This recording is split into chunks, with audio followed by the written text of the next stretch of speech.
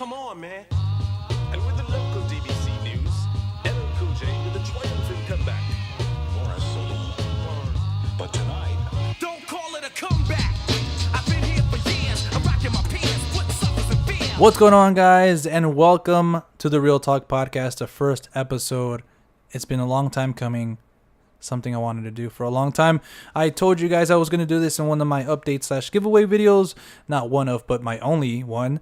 And this is going to be a weekly podcast where I'm going to try to have on guests and talk about not only movies, but TV shows, video games like we're going to talk about today, and just anything in general, politics, sports, whatever. Whatever topic I'm gonna have that week, I'm gonna try to have a guest that can fit that topic and knows their stuff.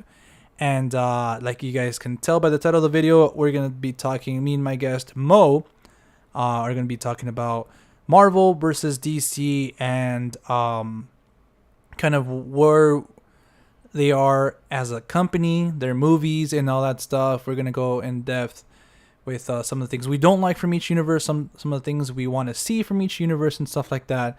So stay tuned for that. And we're also going to talk about E3 2017. We talked about that. What were our favorite games?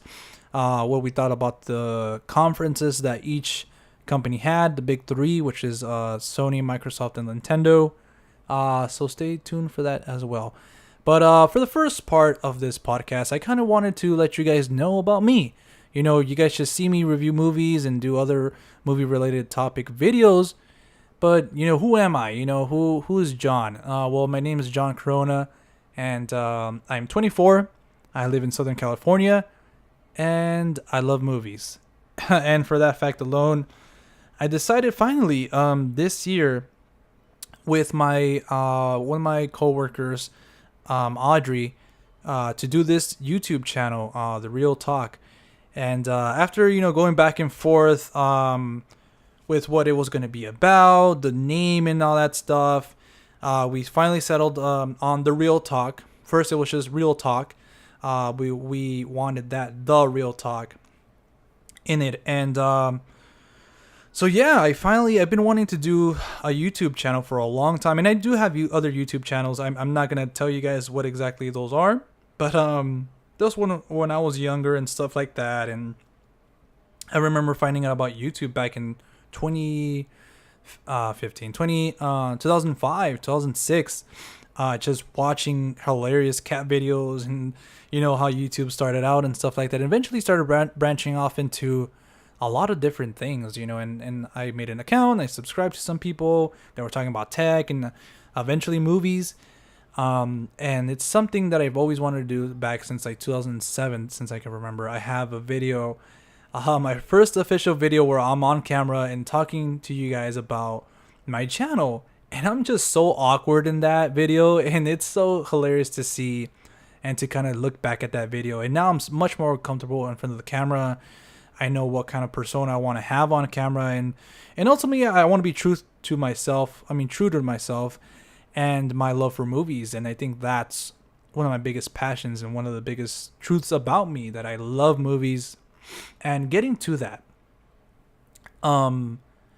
that's one of the things I want to dive into. So that's kind of how I started with YouTube. I always wanted to do it. I've always wanted to do it since 2007. But I didn't have back then everybody was trying to figure it out, and I didn't have a legit camera of my own. I would I would borrow my dad's every now and then and just take it to school and film random stuff. And I would really want to talk about video games, because back then I was really, really, really into video games, in the sense of I had a Nintendo DS Lite, I had a PSP, the first one that came out. I was on the PS2 a lot. I was just really big into gamings, and that's something I really wanted to talk about. But then I made my other channels. Like I said, it was just literally me and my friends doing random stuff. Me and my guest that I have today, we also were doing just random stuff on YouTube as well. There's something that me and him wanted to do for a long time. So I'm happy that we finally doing something together. He was in my review of Wonder Woman, the spoiler discussion. So if you guys want to see us talk about spoilers, Wonder Woman spoilers, you guys can go ahead and find that on my channel. If I don't link it down below, I'm going to try to have timestamps and all that good stuff for you guys. So that's the whole YouTube stuff. And obviously, we started out like that. It started out me and Audrey, but Audrey had to step away for personal issues. I don't want to say why. I don't want to dive into that too much. It's not that she didn't like doing it. She loved doing it, as far as I know. So if you're listening to this, Audrey, you better not have lied to me. No, just kidding. So yeah, then it was just me. I didn't really know what to do with the channel, but there's a lot of people that I look up to have been doing it by themselves. And I was like, why not? Why not try to do it by myself? And I found out that now I didn't, I had my own freedom in the sense of like, we were trying to do it on our own, both our schedules. And obviously 2 people don't have the same schedules. We have our own lives and stuff like that. So now I was able to do it on my own schedule, and I'm here and I'm doing this podcast now. So it's been great. I've been loving it so far. The movie reviews. I love going to the theaters and watching and experiencing these films and reviewing them for you guys.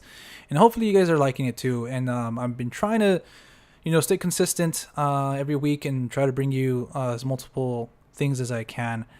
But then again, I am a one-man army, so I do apologize if I am not as consistent as I want to be. But at least you guys are going to get 3 videos a week, so and maybe more.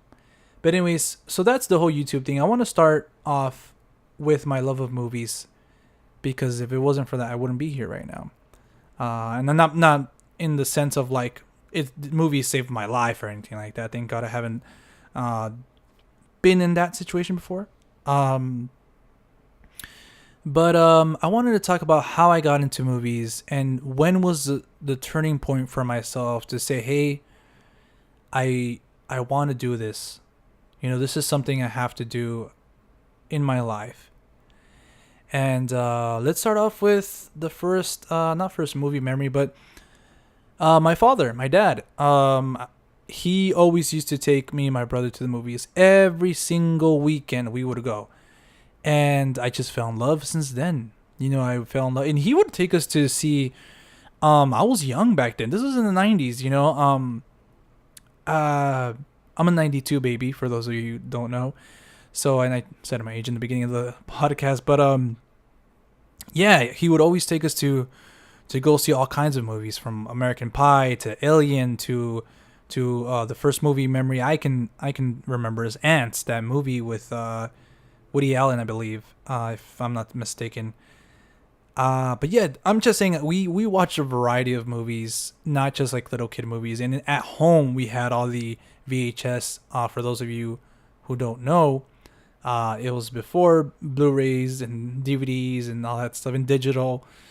We used to have all the VHS movies of like Disney, like Hercules, The Lion King, Toy Story, and all those good old movies, The Fox and the Hound, and Lady and the Tramp, Snow White, Cinderella, even Winnie the Pooh stuff, and Fantasia 2000, and all those Disney movies. We literally have all of them, and I grew up watching those. My dad, I don't know where he got his love of film, but he loves going to the movies too. Obviously, he liked to take us, but he had his own collection going on. And I remember watching Star Wars. He had the 3 individual VHS tapes. I don't know exactly when I saw those, but I remember watching all of them. I remember messing around with the boxes and looking at them and admiring the art and stuff like that. And eventually the Phantom Menace came, and I still remember waiting in line. That was the most surreal thing for me, because I'd never experienced anything like that before in my life. Like, you had to wait in this line to see this movie, and people were dressed up and everything was so hyped. And I remember the marketing campaign for it. It was in my dad at the time worked at Pizza Hut, and Pizza Hut, KFC, and Taco Bell were all owned by the same company back then, for those of you who don't know. And all those restaurants had like the Star Wars marketing, and I remember the cups and all that stuff from Taco Bell. But anyways, not talking about the Phantom Menace release. So yeah, I remember my dad having Die Hard with a Vengeance on VHS, and just all these movies. And I remember us having HBO and watching Black Sheep with Chris Farley and David Spade. And I don't know if that's the one where he tries to be in an election. But I guess his stepbrother's running. Chris Farley's stepbrother is running. I think it's Rob Lowe, if I'm not mistaken. But just remembering watching all kinds of weird movies, Dumb and Dumber, and I grew up in that age, and my dad had all of them. And if not, then we would have HBO, so he would record them on the VHS and stuff like that. So I grew up like that. But the turning point for me, I would say, is I'd always liked movies. I always loved movies. But I remember the specific trip to, I don't know if it was Blockbuster Video or Hollywood Video. I think it was Blockbuster Video. And again, for those of you who don't know, before iTunes or Amazon or Netflix, all that stuff, we had actual stores where we had to go rent movies. We didn't have the luxury that we do now. And those are extinct now, if I'm not mistaken. There's a few there, here and there, thank God. But I remember the specific trip, and I remember looking at this. Now, I would always look and admire at the box art and look at the cast and stuff like that. It's to see if I knew any actors and, try to see if that movie would interest me based on the cover. And I remember picking up this movie. In this movie starred Jack Nicholson, Matt Damon, Leonardo DiCaprio, and Mark Wahlberg. And it was directed by some guy named Martin Scorsese. And it was The Departed. And at the time, I was like, yo, this is a pretty stacked cast. This is an amazing cast. I always loved ensemble pieces, with big casts and stuff like that. Ocean's 11 and movies like that. So this movie caught my attention, and I was like, you know what? I'm going to rent it. So I rented it. I went home. And after I was done watching that movie, this was back when it came out on it was a new release. I know that because it was like $3 or $4 instead of 99 cents for one day. And I watched it, and after that, I was like, yo, this movie is amazing. How do they make this movie? And I guess from there, I started to pay attention to the smaller movies, to the smaller films back in 20, I keep wanting to say 2016 and stuff like that, but like 2006 and whenever, keep forgetting when that one came out. I believe 2005 or 2006. Before that though, I knew, that's when I started to legit love movies, trying to watch and see everything that I could, even if it wasn't a superhero movie or summer blockbuster action movie, So that's when I started that. But before that, I knew since I was little that I wanted to be a storyteller. I grew up playing with action figures and Legos and building my own characters and building my own sets and just making up different stories. And I remember back then, I was like, you know what? I want to do something in the film, but I don't want to be an actor. Because actors always get, bombarded with paparazzis and stuff like that. And I don't want to have that limelight. I want to be in the back. I want to be admired from afar, from a distance, So I found out what that was, and that was directors and writers and stuff like that. So when I was growing up, that's what I wanted to do. I wanted to make movies. I wanted to write movies and direct them and all that stuff. I remember watching all the special features on Blu-rays, not Blu-rays, on DVDs. Sometimes I would even watch the movie. I would go straight to the special features and how they made this film, and watching the cast and talk about their experiences and their director. I fell in love with all that stuff. And so I knew I always wanted to do something in film. And that's how I got started with my love of film, just since I was young, watching a lot of movies and going to the cinemas every weekend. And I still try to keep that tradition alive today.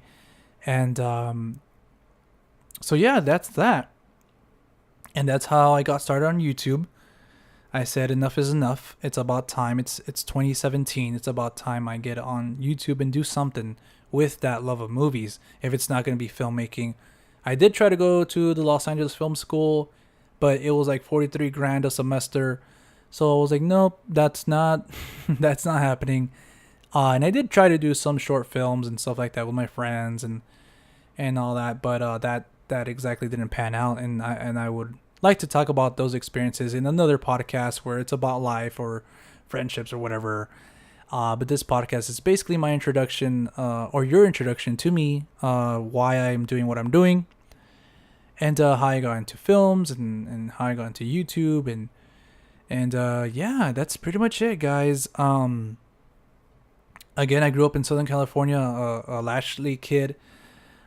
Just my mom and dad would always be working, and again, I would just be at home, glued to the TV and watching movies and stuff like that. And my brother was never really around at the beginning of my,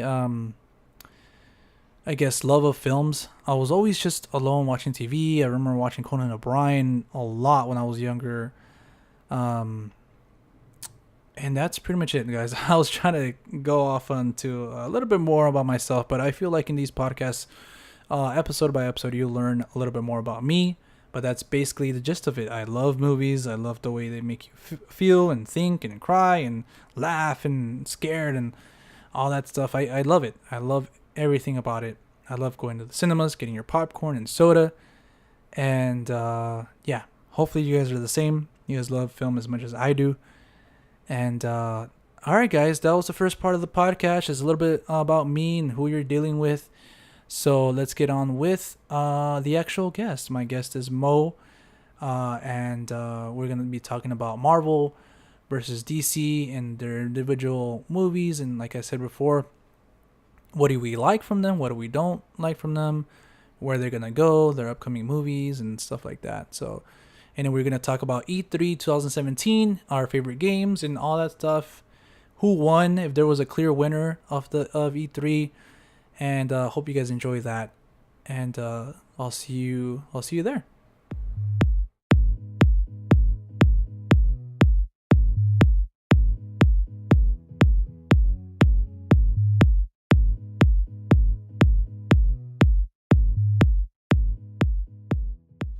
All right, welcome everybody. And again, as promised, this is the section where I have a guest. And man, I have a good one for you guys, at least in my opinion, and that is Mo. What's up, Mo? How are you? Hey guys, what's up?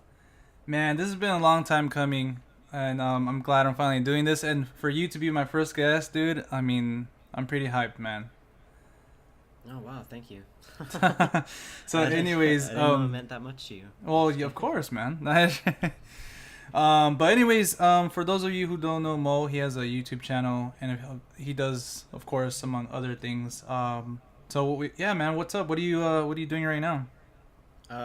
Well, besides talking to you, I was actually just fixing up some stuff on my portfolio. I just released a small soundtrack to a small game I made. Yeah.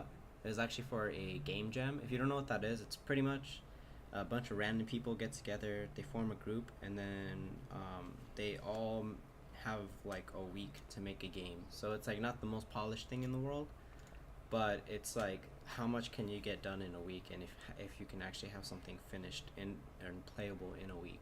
Yeah. And we made this, and the theme of the game jam was actually revolving about trying to kill yourself. Really?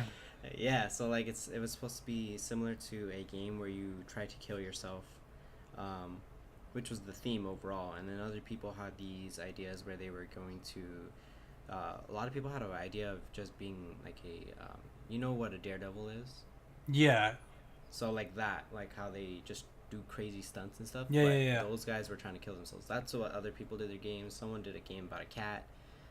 Oh wow.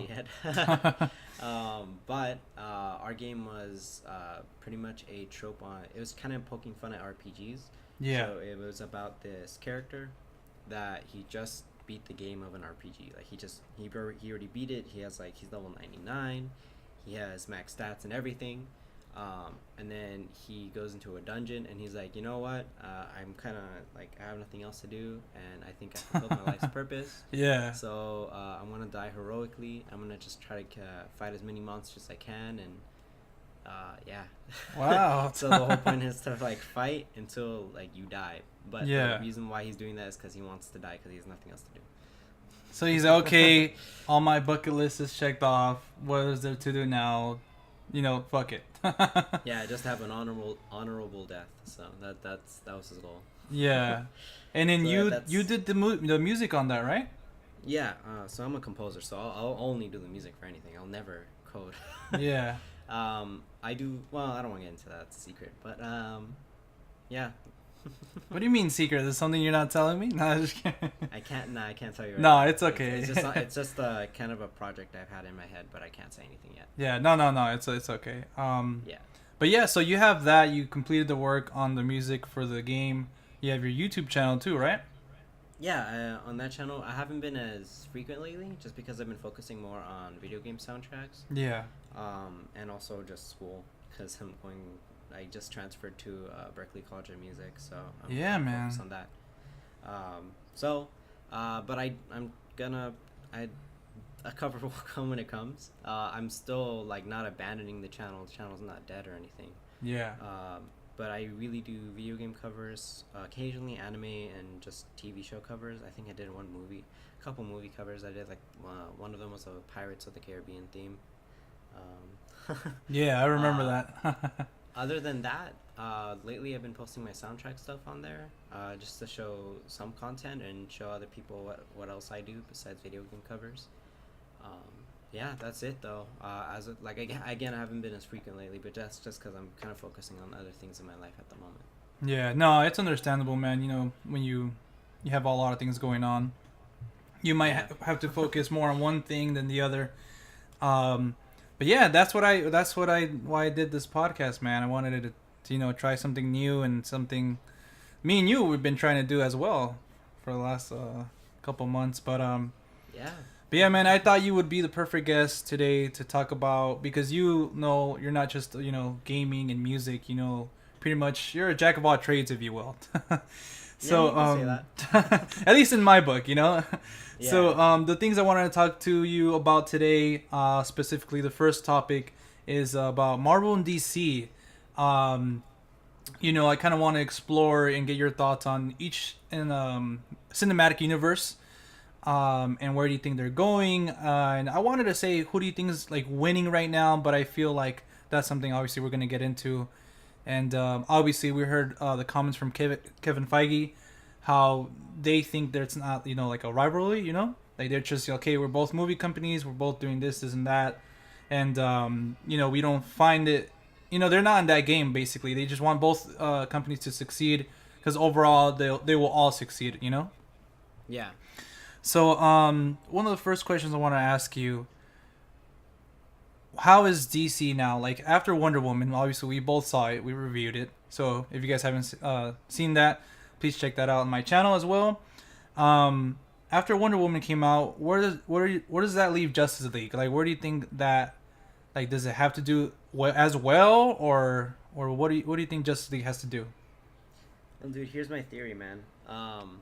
Personally, I'm really excited for Luke Skywalker. I'm just I was like, yo, was there something that I missed? No, actually, so in terms of Justice League, that's still mostly directed by Zack Snyder, and they already had the script, I believe, right after BVS. Yeah. So I don't think it's gonna change that much. I don't think they really had time. I know they supposedly added a bunch of jokes to it. It kind of seems like those are more like standard movie jokes, you know what I mean? And in terms of just like they're not trying to be jokey, it's just like funny events. Yeah. One example is Aquaman saying, "Oh, so it's like a bat." I dig it. He wasn't trying to make a joke. He was just like stating the obvious. But that's funny. Because we always, it's funny. I don't know.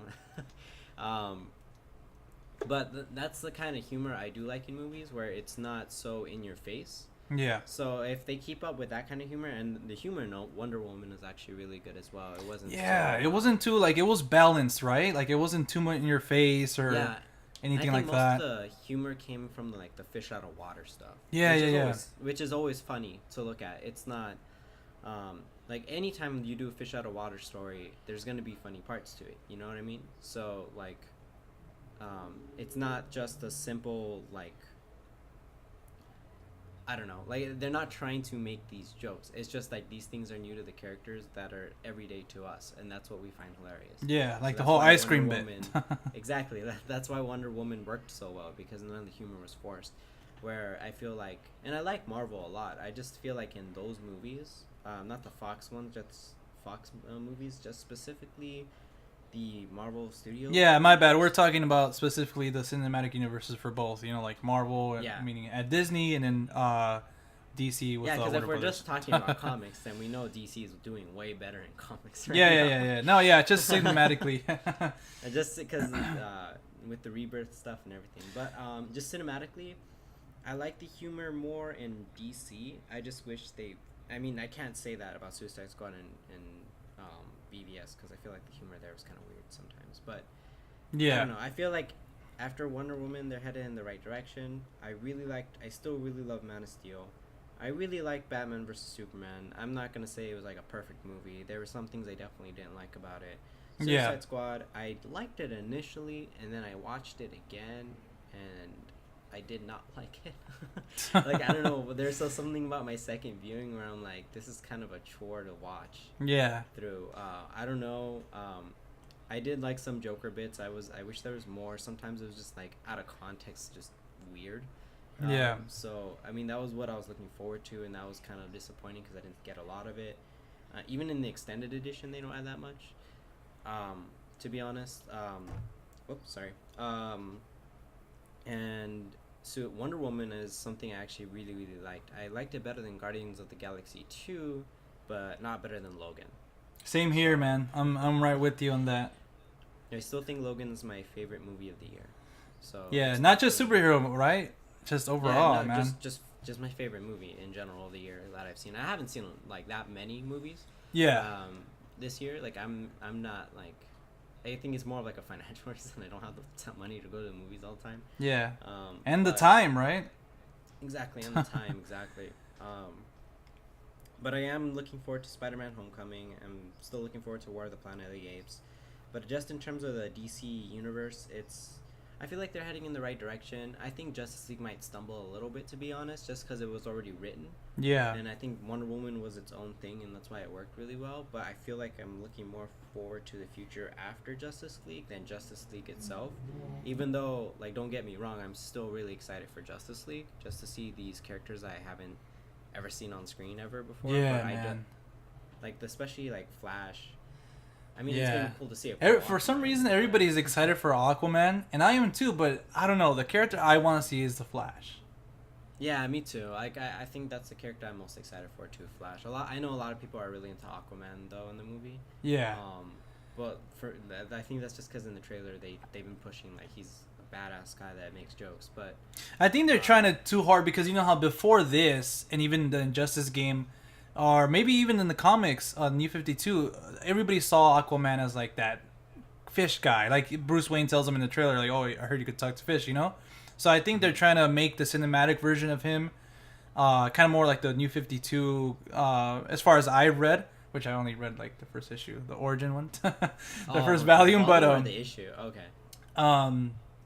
I think they're trying to go to like that more kind of serious, more badass, like the king version of Aquaman, you know?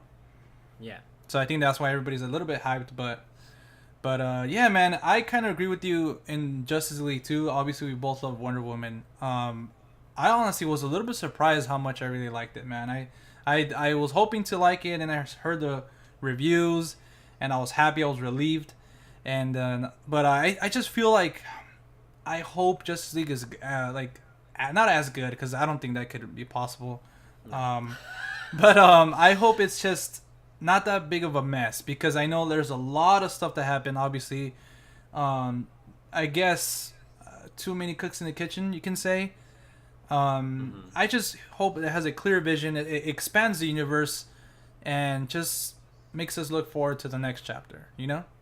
Yeah, I feel you on that end. And as far as the future, I don't know. Obviously, they have Aquaman already filming, but I think, to my knowledge, that's pretty much it. I don't know where the Flash is right now. Like, I don't think they still haven't. The last piece of news I heard about that was that they're kind of zeroing down a director in Robert Zemeckis, and I believe Matthew Vaughn is still in the talks. I think Matthew Vaughn is going to direct one of them, whether it be Man of Steel 2, which I kind of want him to direct. And Yeah. but then I think that would be now more- Patty's like in the Patty Jenkins is like in the running too for Man of Steel 2, so I don't know. I think that would be a little weird. But not bad because her Wonder Woman movie did have like a lot of Superman. Because she was really inspired by the very first Donner Superman. Yeah. That was what she, not the cartoon ones. I'm talking about like the movies. Yeah. The very first one.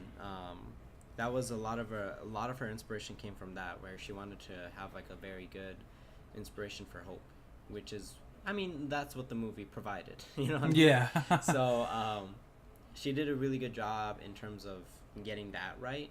It definitely did have like a more uptone along with that Superman movie. So if she directed the next Superman movie, I think I'd be okay with it. But I just feel like, man, it feels like Man of Steel, and then Man of Steel 2 is gonna have like a very different tone. Yeah. Like it just looks like it's gonna like be like Zack Snyder to like not Happy Tree Friends, but like, you know, like a fucking Sesame Street show or something. Imagine You know Happy what I Tree mean? Friends. I forgot about that, honestly.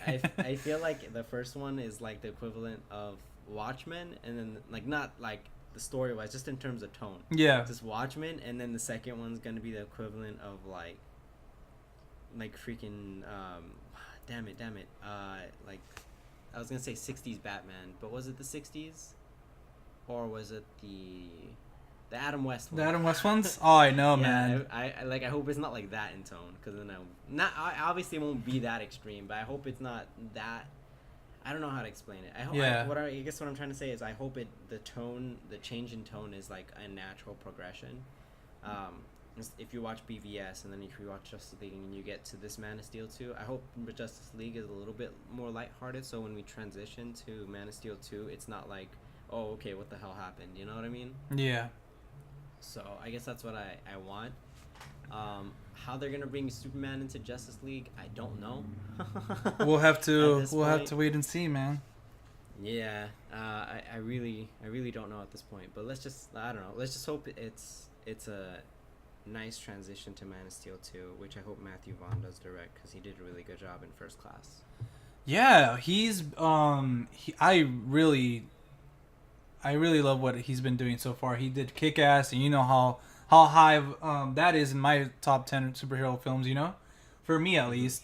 So he did that, First Class. He did Kingsman, and he's doing Kingsman 2 right now. But I feel like he has a little bit more experience to kind of handle that tone, you know, of Man of Steel 2, and he's already been, proven time after time. I'm not saying like Patty has to stick to Wonder Woman, you know, and like I don't want to get into like that conversation.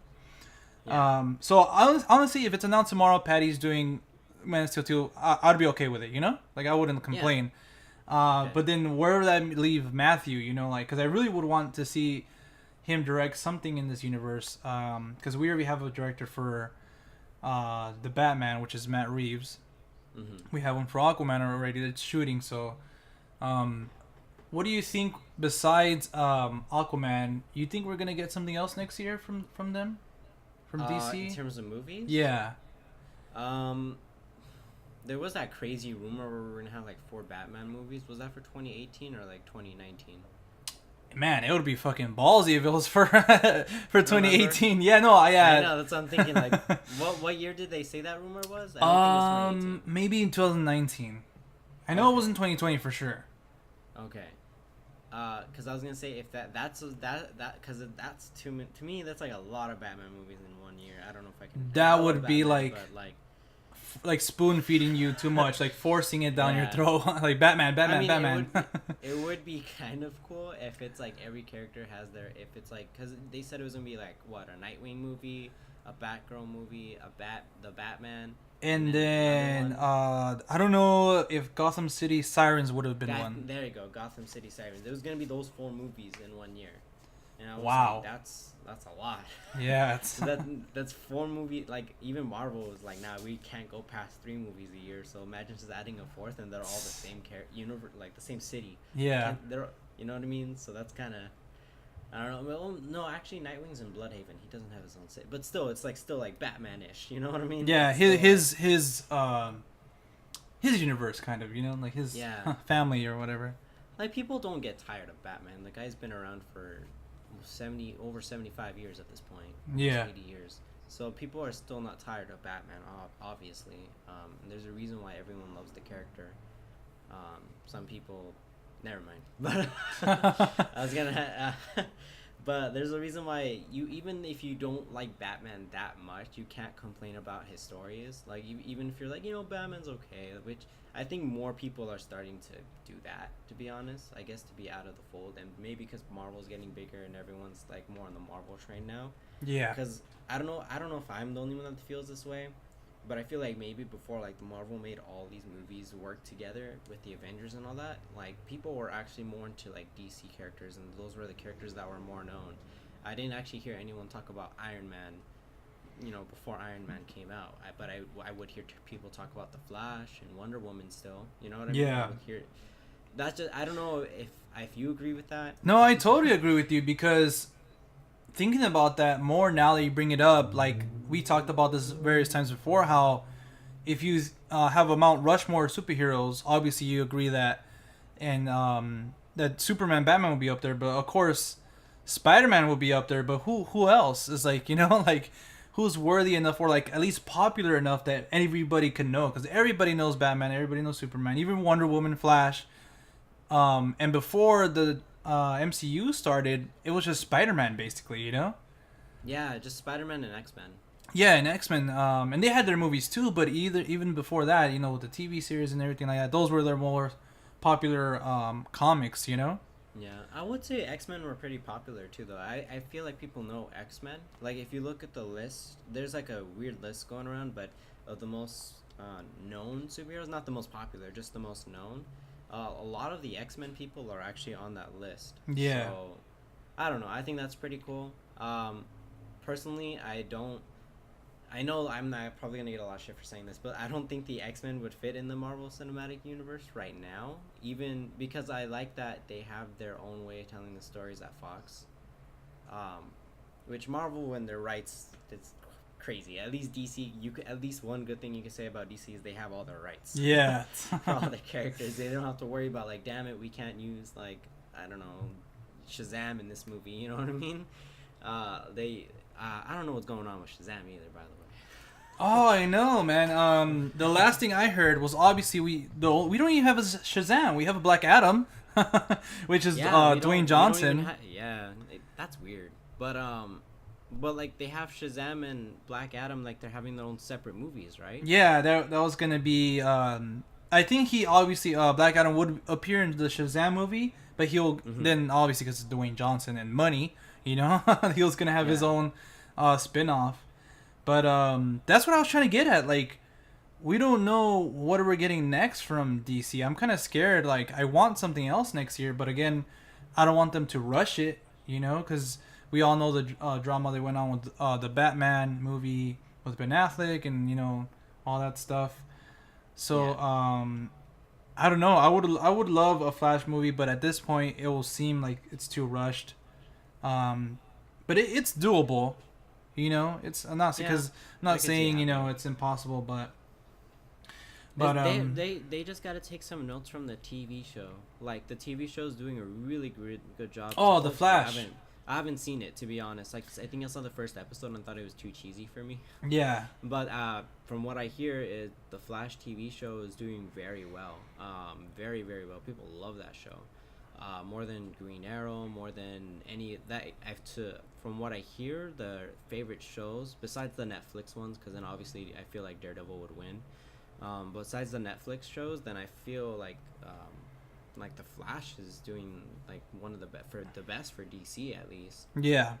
So you're talking about like Agents of S.H.I.E.L.D. and stuff like that. Like overall, it's like just the TV universe, but versus like the reason why I mentioned that is because that's proven that you can make a good live action Flash. You just have to have a good script, and I think maybe that's what they're having trouble with. I feel like they're trying to maybe try to fit it in with this universe a lot, especially because I feel like, I don't know, I've heard this on I forgot who I heard it from, to be honest, but I believe I heard that there was an article where they said that if something didn't go right in the DC universe, like they have Flash as their reset button. He can just go back in time and change everything. That's something Marvel doesn't have. If they mess up their cinematic universe, then like there's no way to fix it. They have to reboot it. Where Flash, they can kind of do what X-Men Days of Future Past did. They can go back in time and then kind of reboot it. You know what I mean? In their own. I'm sure Marvel could do it too, technically. You know what I mean? I'm just saying it's easier for DC. They just have one character, make his movie, and then reboot the universe or whatever. Yeah. So I don't know. I feel like they're waiting to see how Justice League turns out. Because I guess they're thinking like, okay, if Justice League gets like 10% Rotten Tomatoes, you know what I mean? And like or something like lower than 50 or something. They are probably going to go back and probably try to reboot things. If they do that, that really sucks because I really like Henry Cavill Superman. I really like Ben Affleck playing Batman. Yeah, same here, man. I even really like Gal Gadot playing Wonder Woman. Everyone complained how thin she was, but I feel like she is kind of getting... Like, she looked a little bigger in Wonder Woman than she did in BVS. And then she definitely looked bigger in BVS than she did in Fast and Furious.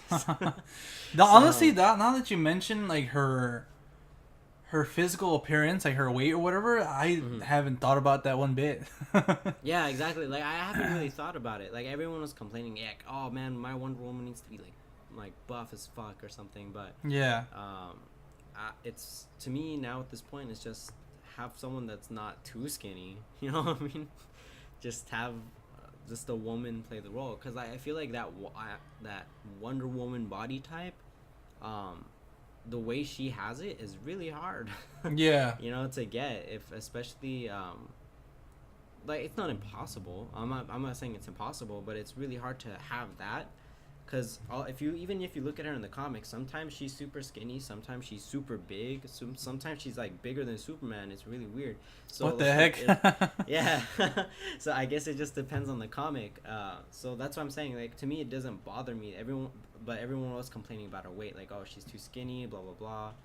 And I thought that was kind of like ridiculous because actors gain weight, lose weight all the time. You know what I mean? You just gotta look at Christian Bale, and that's it. Oh man, he's crazy, dude. Or Jared Leto too. Like Jared Leto, he was like super skinny, a drag queen. I think won an Academy Award or something. Oh yeah, for Dallas Buyers Club. Yeah, so he won an award for that, and he played a trans character. Yeah, right? yeah. Yeah, he played a trans character, and he lost a lot of weight. You know, was putting a bunch of makeup and lipstick, and on. You know, he looked like a girl. Yeah. He definitely looked like Jared Leto, but he still looked like, you know, pretty good as that like trans character. Like he looked the part. You know what I'm trying to say? And yeah. So he totally transformed himself. Exactly, and then for Joker, he got buff. So like, if I'm sure it's. Yeah, I know it's easier for men to do it than women just biologically, but like still women can do it. It's not hard for them. It might be a little harder just because of how it is, but it's not impossible for them. Yeah. So I had no problem with her. Anyways, I'm getting off topic. But what I'm trying to say is I don't want this universe to reboot because I like the actors we have right now playing these roles, and I feel like the one good thing DC has done with their universe is the casting. Oh, I think the casting is spot I agree on. with you on that one. And even the way the visuals look, I don't mind the CG that much, to be honest, because yeah, there's CG, but you don't hear anyone complain about Iron Man being too CG or Civil War having too much CG, because the writing was good. I feel like if the writing is good, then it's gonna overlap, you know.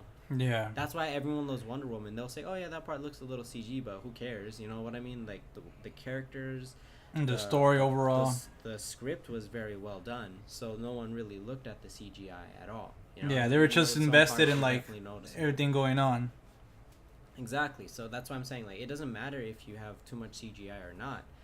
What matters, I guess too much is kind of, especially nowadays. But as I feel like DC just needs to find better script writers, and they'll be on track. As for Marvel. The only thing I could say for them, and I know I'm kind of transitioning. I just feel like we talked about DC already. No, yeah, no. I was gonna. Since you started talking about Marvel a little bit, I was gonna tell you. Okay, like, well, let's talk about Marvel now. Okay. Well, in terms of Marvel, I feel like they're doing fine. You know what I mean? I just wish they took a little bit more risks with their, Because the one thing, I don't want to spoil anything for Wonder Woman. If you want to get spoiled, we'll watch John's review. We have a spoiler discussion as well. But without spoiling anything for Wonder Woman, they did take some risks with that movie, like some small risks. They weren't like overblown, they weren't over the top. Even with some of the main characters, they definitely took some risks with them. You know what I mean? Especially with also the casting as well. So I feel like even DC is taking, even if it doesn't always work out, like just look at Batman vs Superman and Suicide Squad, that didn't really work out, but those are still risks that I appreciated. And I feel like maybe Spider-Man seems a little safe coming up. I'm so excited to see it just because it's Spider-Man, but at the same time the trailer kind of showed me everything I needed to see. Yeah. But then you told me too that might be not Marvel, that might be the Sony side of them, right? Possibly, but still Marvel overlooks that stuff. Yeah. You know what I mean? So like they should still like tell Sony like, hey, I don't think, you know. But I don't know. I guess what I'm trying to say is I want the Marvel Studios side of things to take a little bit more risks with their IP. Yeah. Like I think my most anticipated Marvel movie is not even Spider-Man. It's not Avengers Infinity War. I kind of have a feeling how those movies are going to turn out. You know what I mean? Like because they have this franchise going, I know most of these characters are going to survive. Yeah. You know, there's no risks to them, to me at least. So I just wish Marvel Studios took a little bit more risks with their IPs. I think my most anticipated movie is actually Black Panther. Yeah, no, how you were setting things up, I was going to say Black Panther either. I was going to say, what do you think about Black Panther, though?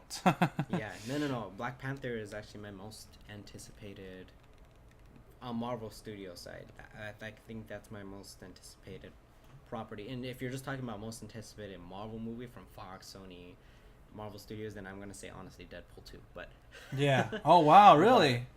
Yeah, just because man. I liked the first Deadpool. I feel like I didn't think they played it safe.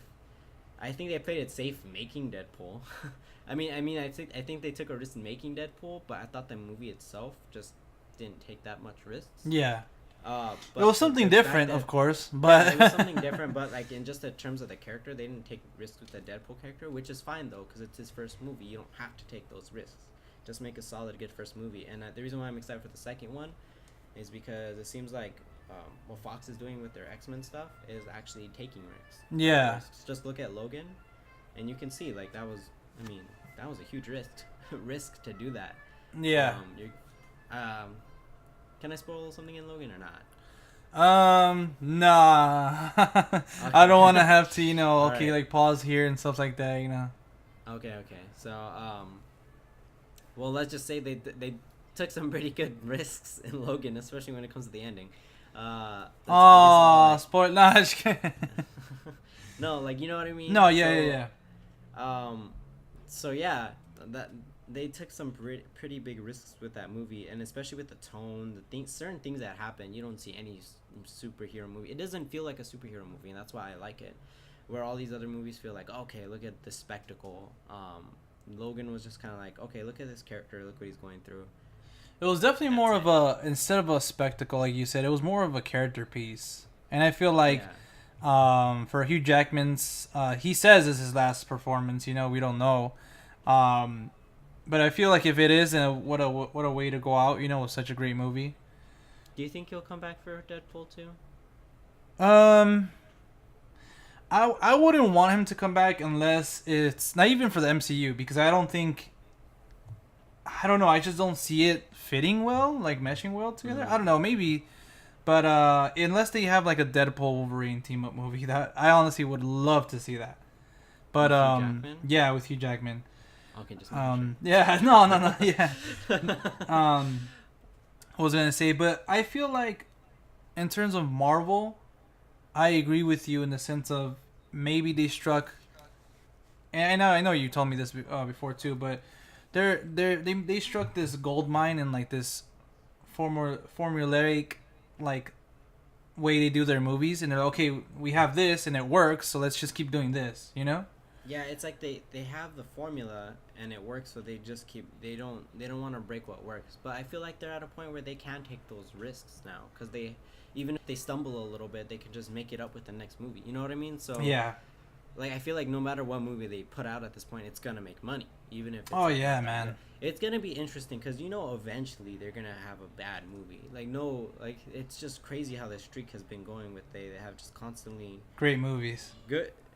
Not all great. I mean, look at Iron Man 2, but No, not like but nothing horrible. terrible. Yeah. Nothing- yeah.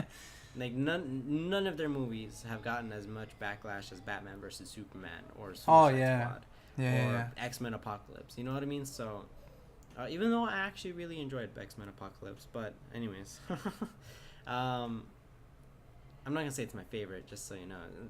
Anyways, but I don't know. It's just I'm really excited for to see where Fox takes their X-Men stuff, and I'm kind of looking forward to Marvel, and then I have hope for DC. I guess that's where I am right now. Marvel, I think Fox Marvel is in this weird place where their X-Men stuff is doing kind of poorly, but their individual character pieces are doing really well. Yeah. So like they're in this weird position. You know what I mean? Because some people are like, just give the rights to Marvel, but then we won't get these character pieces. Like we would never get Logan, we would never get Deadpool, if they gave them back to Marvel Studios. And I like that they're their own thing. Yeah. So I hope they can fix X-Men with the Dark Phoenix. Marvel, again, I honestly don't have too much to say because they're on the right track. You know what I mean? They have been on the right track since Avengers. So I just feel like they're at this point where they just, this is the third phase. So I mean, take a little risk at the end of Infinity War, kill Captain America or something. Yeah, because even in Captain Civil War, it was pretty safe. Too safe, and like having that title Civil War, even in the comic Civil War, there was there was repercussions. There was a lot, and like, I feel like really at the end of Civil War, if you really think about it, besides Captain America and Iron Man not getting along, what has changed? Yeah, exactly. And even though like I felt like they weren't like he still said, hey, if you ever need me, like call me or something. Yeah, it's exactly. like what the hell, like they couldn't just like end it there. Still helped him, so it's like, okay, like there's not, they're still friends at the end of the day. You know what I mean? They're mad at each other, but they're still like, Yeah, like if obviously the world was in peril, then they'll put that aside and. Yeah, exactly. So like, there's no conflict there for me, where I was gonna say where in Batman vs Superman, but then I thought about it and I take that back because that movie, like that, the one thing that did not work in Batman vs Superman the most, the biggest problem with Batman vs Superman was Batman versus Superman didn't work. Yeah. Like everything with Batman was pretty good. In the extended cut, everything with Superman was pretty good, but Batman versus Superman did not make sense. Yeah, I agree with you. Maybe a little bit more on Batman's side, but even then, Batman should have done, for me, more research. He should have been Batman. Yeah, exactly. He should have been. Exactly. He should have been like cautious. But not, I'm gonna kill this fool, you know? Yeah. What I mean? So, and then Superman, like he already had a good reason to fight Batman, and they added this whole like your mom. Yeah. I don't know. So like the biggest problem I have with Batman vs Superman is the Batman vs Superman didn't work. But I feel like what they worked in that film was they expanding the universe, I guess, a little bit, just a little bit. I feel what I can say is I don't feel like they added too much as opposed to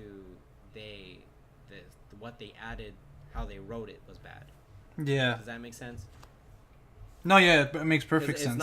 It's not like they fought like 3 villains in Spider-Man 3 or something. You know what I mean? It was just Lex Luthor and then he creates Doomsday. That's it. Yeah. Which is fine. It's very simple. And I don't know, I like the ideas in that movie. And the reason why, again, I'm mentioning that is because if you go to Civil War, okay, what's the risk? Yeah. You know what I mean? No, definitely, man. I feel like that was a big missed opportunity by Marvel. The movie was great, but... Yeah. And it had one of the best action, like, fighting scenes that I've ever seen. But it's just, like, I honestly, going in, I expected someone to die, and not even Rhodey. Like he just got paralyzed from the waist down, and even then he's still like training, and you know, like Yeah, again at the end he's still like again. See, like that's what I mean. They take risks, and then they take them back. You get what I mean? yeah, I think that's my biggest problem with Marvel, right? Marvel Studios specifically right now is they take the risks, but then they take them back because they still have to make money with their franchise. like You know what I mean? even Like, Coulson they still have, in the first Avengers, he died, but he has his own TV series now. Like what the heck? yeah, like no, he came back alive in the TV series. Like he never died. Honestly, though, to be perfectly honest, I watched the first season and they were hinting of like how, in spoilers if you haven't seen Avengers, but but they were trying to hint at like how he came back, but like I don't know, I don't think it's like been fully revealed, you know. But but I'm trying to say like even those examples, like people dying, Loki's another example, you know. Just I mean they say that all the time. Like if you die in the Marvel universe, except if you're Uncle Ben, then you'll come back, you know. But but I think I agree with you in the sense of everything. I mean, it's not really a big issue. Mentioning issues, I kind of want to get your opinion real quick too before we move on to the next subject. About their villains. Because I agree that obviously they haven't had like a great villain, but besides Loki, but then again he's like kind of like an anti-hero kind of. Yeah. But they say, hey, you know, like we know, I don't know if they, you know, I'm obviously paraphrasing here. They say, okay, we want our movies to focus on the hero. That's why we haven't done a great, you know, villain or whatever. But I still think you can do both, you know? You can definitely do both. Again, I think the biggest flaw with Marvel is also their villains as well, because I haven't seen one that I really care for. Ultron was kind of going in that direction where I kind of liked him, but at the same time, there was kind of missed potential with him as well. Oh yeah. So Marvel could have done better with their villains, definitely. I think that's one thing DC has over them. Even Ares, even though he was a pretty generic villain for a first movie, there was still little things about him that was interesting. It didn't make him like a typical Marvel villain, like kind of he wasn't just there. You know, he had like, you know, something, you know? Yeah, like he had a bigger motivation than just take over the world or just screw people over. It was just it was like, I think, I don't know. I really liked I mean, I could have gone a little farther with Ares. I was a little bit disappointed with the end result of Ares, because I feel like they're missing opportunities for the future. Yeah. Without trying to spoil anything, I feel like they're missing opportunities in the future and whatnot. So, like I think that was a little disappointing, but because, anyways, but I feel like what Marvel has done well, besides Suicide Squad, because that villain sucked. Oh, don't even get me started, man. Yeah. So besides that, I think the Lex Luthor we got is not the Lex Luthor I want. But in terms of just a guy, if you took the name Lex Luthor out of him, he seems like a pretty decent villain. That's definitely interesting. Yeah. A little bit more on the philosophical side, maybe too so. Yeah. a little bit, a little bit better. And making Doomsday General Zod was, I think, interesting. General Zod was a really good villain. He was. He really was. And Michael Shannon did a really good job playing him. Man. And if you watch the behind the scenes, they worked really hard on him. They gave him backstory. You spend time with him in the beginning before you even meet Superman. Yeah. So that was I think that's a good thing they did. I'm hoping they kind of do that for Thanos. I just want Thanos to be decent. Like I just want him to be better than the other villains. Because if he's disappointing, if he's just another Marvel villain, that's gonna suck. Like everyone's been waiting for Thanos, and if he's just generic, and I think it's kind of hard, and it's a lot easier to write Thanos because he has a backstory and stuff in the comic books. I feel like it's actually gonna be harder for DC to write Darkseid, because Darkseid is just, I want to take over this world. That's it. Like, that's his motivation in the comics. So how do you write that character to be compelling, you know? Yeah, and then for Thanos, obviously, he's trying to do everything for love, I guess? No, well, not even for love. I don't think, because they can't use death in this universe. No, but I think they're still gonna there's a rumor that they're gonna use Hela instead of Death. Really? Yeah, to take that kind of like role, you know. That's weird. But yeah, it's another thing, you know. But We'll see. But I'm Well, then I'm that makes me scared a too, little bit though. more excited for Thor. Oh, obviously, you know that's my main anticipated one. But Okay, if Hulk wasn't in there, would it be still your main anticipated one, John? yeah, I think so. Swear. Yeah. Okay. No, I'm just kidding. Okay, Nah. well- No, obviously, I mean, I'm a big fan of Hulk, but if he wasn't in that, then obviously it would be Black Panther, man. Because even the trailer alone, we only seen like a minute of the movie, and it's already so different. It One has scene- its own vibe, its own like, you know, like I don't know, I'm so excited for that movie. As soon as Civil War was over, one of the biggest things I was like, you know what, I want a Black Panther movie now. They did such a good job with him in I think the coolest Civil thing in War. that trailer was when they're looking in the trees and it's dark and they look up and they see him Yeah. and then he comes back and you see him throw someone in the car and then like the guy's shooting him but he has that like vibranium, I was about to say adamantium, but vibranium suit, and then they're shooting him and it's doing nothing. Yeah, I don't man. know. That was That's so such a cool. scene. Yeah. And the way they ended it, where he's like flipping onto the car, I don't know, like action wise, that movie looks really, really cool. I feel like the setting is going to be different. I don't know. I feel like this movie is like a big risk. Not a big risk, but more like different. Like, Yeah. it's not a risk at all, really, actually, to be honest. It could have the same generic Marvel formula, but it's definitely a different setting. It just feels different, which is why I'm excited for it. I was excited for the first Guardians because it was like, oh, this is like a space kind of thing, and it's not on Earth, which is why I was like, okay, cool, this is something a little bit different.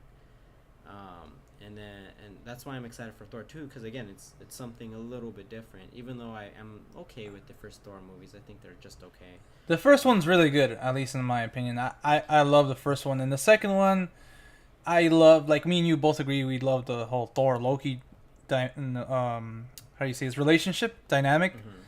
Yeah. But I don't know, the villain in that, man. The Dark Elf. The Dark Elf, man. Like, I don't know. I think it was just like, here, introduce this gem, you know? Infinity Yeah. Stone or whatever. I don't know. What I will say is, like Guardians of the Galaxy 2 is good, but again, at the end of the day, I'm looking most forward to Black Panther.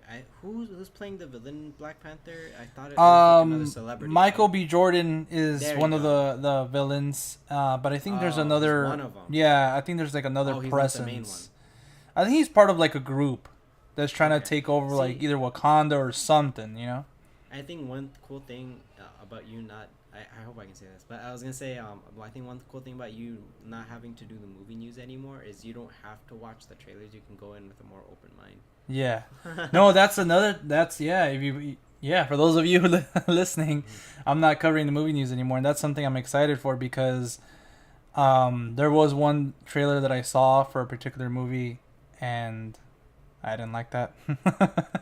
It just, I don't know, I just try to stay, especially from these movies, I think Are you talking about Spider-Man? yeah. Okay. Obviously, yeah. Sure, It's I was just like, wait. it's just even in the little, I don't know. But anyways, getting back to the overall thing about the villains, I think they should definitely not screw up Thanos. I mean, I even told you there's a rumor that they want to make Thanos one of the main characters. There's a danger in that though if you make him too sympathetic, you know, like so I hope they find the right balance. And Like, I hope it's not like, oh, I'm doing this to save my wife from dying. Then it's gonna be like, then these characters are just assholes preventing that. yeah.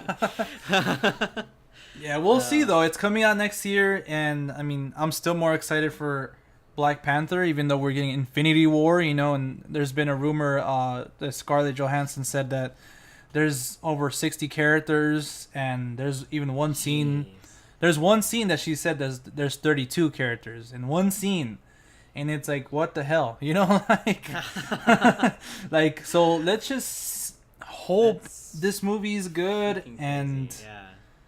I'm also low-key, I'm looking forward to Ant-Man too, because Ant-Man and the Wasp, because I really enjoyed that one. That one was I kind of a totally risk forgot as about well. that one, yeah. I totally forgot about Ant-Man, dude. Yeah. Every time I see Paul Rudd, I'm honestly thinking about Mike from Friends. Oh, that's I'm not- right. Yeah, but I still like Paul Rudd. Anyways, but I think of Mike from Friends because I was just watching this series Yeah. with my girlfriend. But yeah, so yeah, I'm excited for. Totally forgot about Ant-Man and the Wasp. Yeah, that's next year. Next year, those are the three we're getting. Black Panther, Infinity War. I was gonna say part 1, but that's supposedly that's it. And Ant-Man and the Wasp. Wow. So let's That's hope. next year. Yeah, that's next year, man. It's So already half the year's already gone. yeah, and half the year's already gone, man. We like now we just need Spider-Man, Justice League, and Thor. What about Deadpool 2? Oh, I'm talking about the MCU. Oh, okay, but you mentioned Justice League. No, that's for this year. Oh, okay. Like we still have that like this year. Okay. Oh, okay. I see what you mean. Okay. But yeah, I mean, I think we both agree on the whole villain and Thanos thing.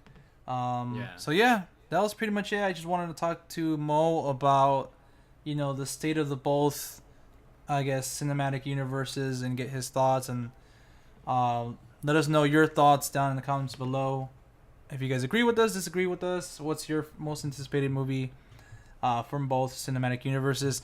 But the next topic that we're going to talk about, like I said, this podcast is not just going to be strictly movies or TV or anything. I want to expand. And of course, we could talk about video games. And E3 has just passed by like a week ago. Was it last week? It feels like not completely a week ago. It feels like a little bit less, but probably last week, yeah. Well, in the last couple of days, it was June 13th to the 5th. 13th to the 15th. So yeah, we're it ended 4 days ago. yeah. Okay. All right, man. So let's get to it. My first question: what is your most anticipated game from coming out of E3 2017? That Final Fantasy 15 fishing game. The VR one? No. Actually, that was my least Oh man. anticipated game. I saw that, and it's not. It's like whatever. Like, okay, make it. I don't care. Like, I don't think anyone's gonna buy it. I think Final Fantasy 15 is a pretty good game. I actually think it's a great game that has a couple flaws that keep it from being the best Final Fantasy. Because I feel like it could be the best one. It just was missing a few things. Yeah. But even if you didn't compare it to other Final Fantasies, it's still like a really great amazing game that's kind of missing some stuff, which they are adding slowly. I know it's mainly because they even though they were working on the game for 10 years. I don't want to get too much into 15. Anyways, I'll it's only gonna be a little bit. Anyways, but the story was really good. It had some really great ideas, an amazing setting, really good characters. And I think the only problem I have is actually is missing some content.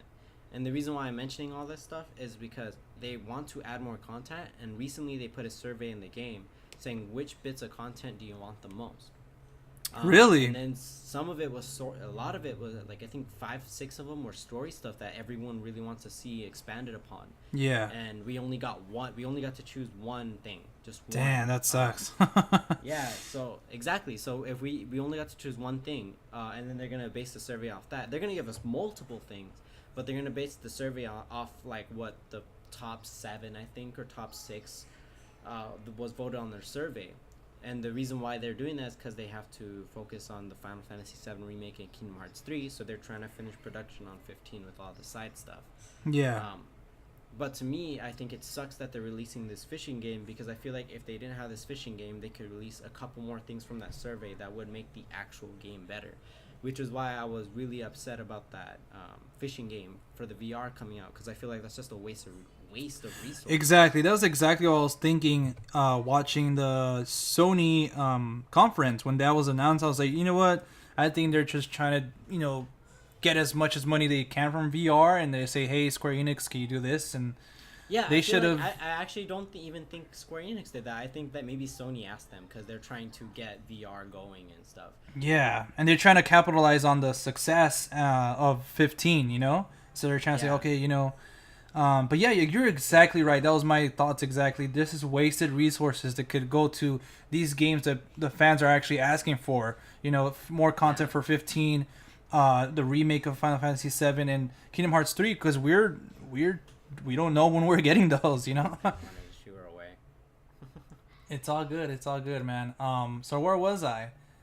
I was just talking about the how I think. Yeah, we don't know when we're getting those games, you know. So that's just pure like waste of resources, in my opinion. Yeah, no. That was my thing too. It's like again, I feel like they should have been, instead of focusing their focus on that 15 VR fishing game, they could have gave us more content for 15, which is what I think. I feel like that would have been a better, not waste of not better. That would have been a better use of their resources. If Sony paid them to do it, then I'm a little disappointed in them. But whatever. It is what it is. But I actually have a list of other games I actually am anticipated. I already made my little rant for why I'm not anticipated for those games, but here's some stuff of why I enjoy some of the. Sorry, I'm just pulling up the list right now. I actually have it's kind of long. Well, it's not long. It's only like 6 games, but Wolfenstein 2. no, No, I'm just kidding. not that one. I'm But just kidding. definitely for me, the most anticipated game is I don't know if you heard of it, but it is a it's not. I was gonna say Kingdom Hearts 3, but I actually saw them on the Kingdom Hearts concert world tour, and I feel like the E3 trailer is exactly the same. So I can't say Kingdom Hearts 3. But if you wanted, if you want to count that, then that's definitely my most anticipated game. Not that it's coming out for another 5 years, but Anytime soon. yeah. But if you want to go after that, then I'm actually really looking forward to that Shadow of the Colossus remake for PS4. Yes. I'm really, because I heard the second one was amazing, like one of the best games of all time. So I haven't played it, so I'm really looking forward to that. Yeah, I'm really looking forward to that the most. A couple other things I'm looking forward to is actually Undertale. It's like not a remake, it's just a port to like PlayStation, but I'm looking forward to having that on a PS Vita, because I'm one of the few, like 2% of people in the world that have one. Yeah. And I actually really enjoy the system, and I'm gonna enjoy taking that on the go because I really like that game. God of War 4 looked really interesting, really good. Final Fantasy Dissidia, New Tale, or that I think that's what they're calling it. That one's really fun. It's just a fighting game. And then my 5th most kind of anticipated game is actually Mario Odyssey. It's not like my list from number 1 through 5. It's just in a there's random no order. It's just like these are the 5 games I'm looking forward to the most. Yeah. And then the new Spider-Man looks kind of cool, but I feel Wow. like So no Metroid or anything like that? dude, okay, people are gonna give me so much flack for this, especially being a video game composer, but I was never really into Metroid. Wow. Really? I thought you were into all the big hitters, dude. No, I'm not. I was never really into Metroid. I like Donkey Kong, but I never really got into his games. I know you did. I really feel like they need a new Donkey Kong Country for the Switch. Oh, I think they're man. making one though, because they just released Tropical Freeze, and they were trying to have one for each generation. They had the Donkey Kong Returns for Wii, Tropical Freeze for the Wii U. I feel like they're working on one for the Switch right now. Dude, that would be amazing.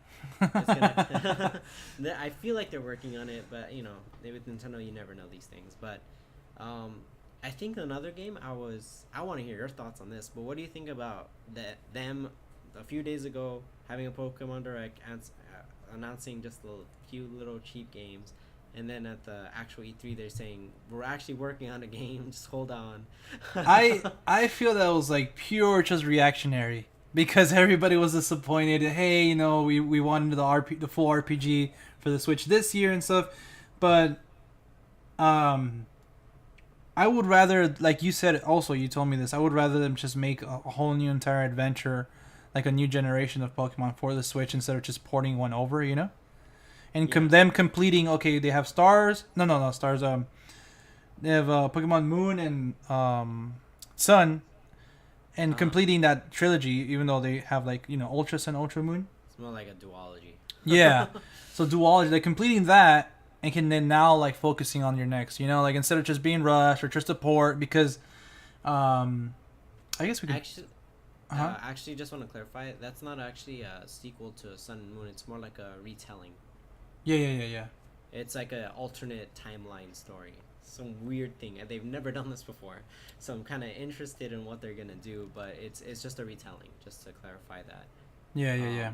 And then I agree with you with I believe, again, I thought it would I honestly thought it would have been super dumb to release Pokemon Stars on the Switch, because it's like, no, finish your little thing on for the 3DS, and then when you come to the Switch, create a whole new Pokemon experience. You know what I mean? Even yeah, I hope, there's rumors about this, and I hope they don't do it, to be honest. I know it would sell.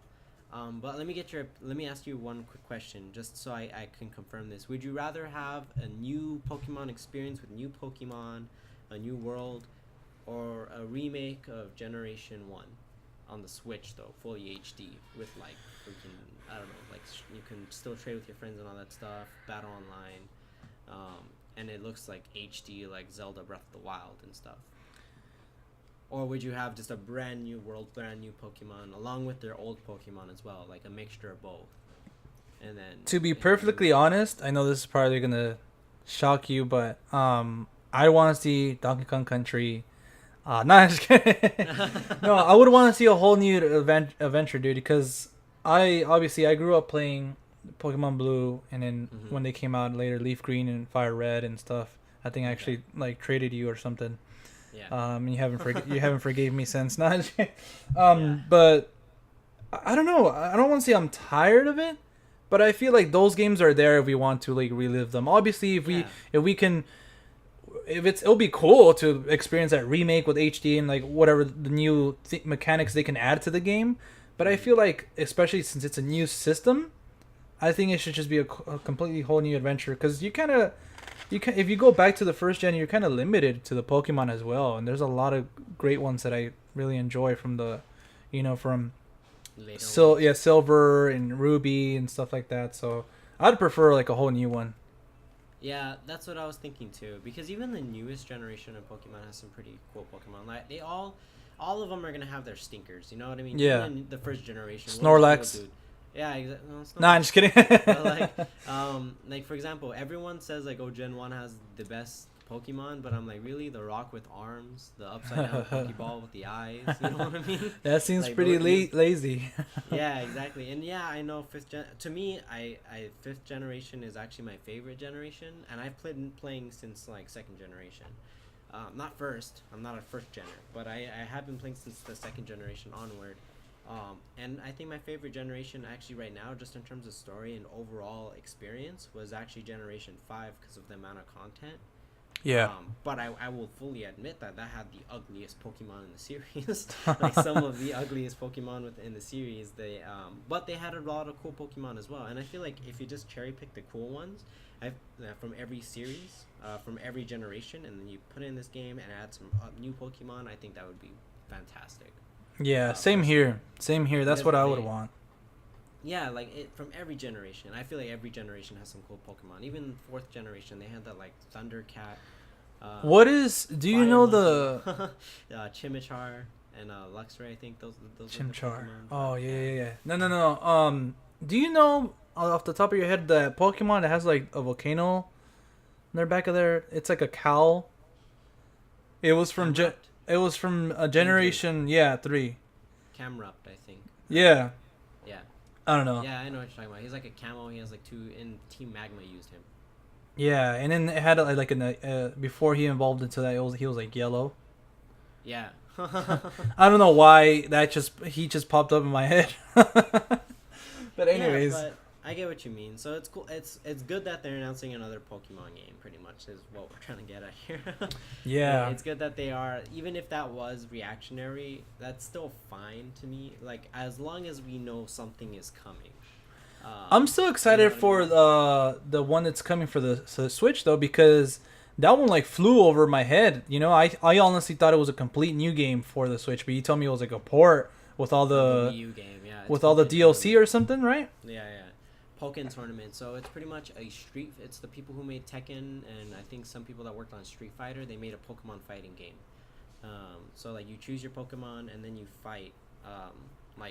And they kind of mix it with a little bit of Smash Brothers in terms of ease of use. Yeah. But it's so anyone could play, but it's hard to master.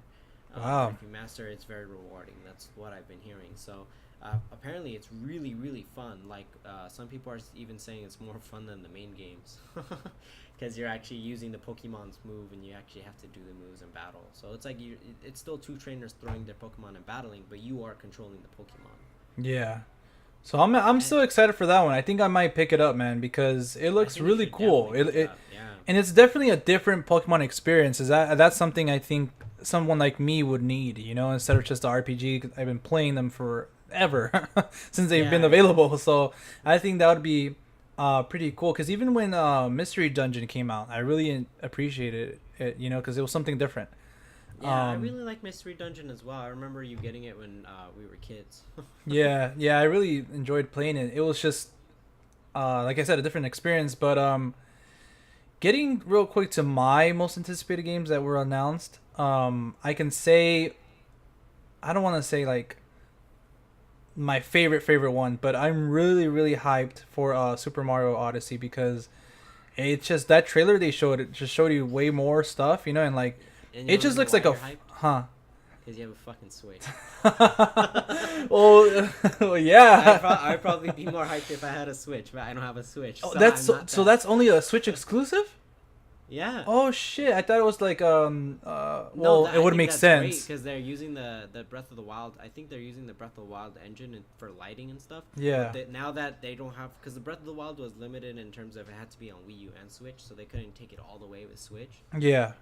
So it's gonna be cool that they're gonna be able to like go like all the way with Super Mario because it's a Switch exclusive. Yeah.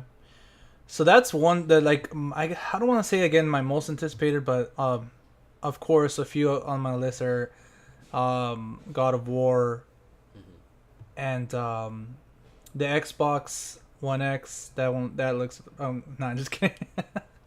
I have my thoughts on that later. But Far Cry 5. I don't know why I've been a big fan of Far Cry, and I know it's basically Don't say you don't know why. There's 5 for a reason. but it's basically like rinse and repeat. They're kind of the Yeah. same thing. But I don't know why. I think it's the first one that's going to take place in America. A bit. Okay. Not in modern times, but I don't know. I love those games.